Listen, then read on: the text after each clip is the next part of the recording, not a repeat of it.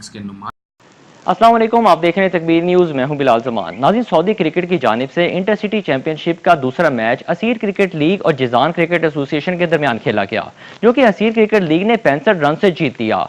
कप्तान फिरासत अफरीदी का कहना था कि असीर क्रिकेट लीग के तमाम खिलाड़ी भरपूर टैलेंट के हामिल हैं। क्रिकेट हमारा जुनून है और इस जुनून की तरवीज के लिए अपनी तमाम तर कोशिशें बरूए कार लाएंगे। आइए देखते हैं सऊदी अरब के असीर रीजन से अब्दुल रशीद की ये रिपोर्ट।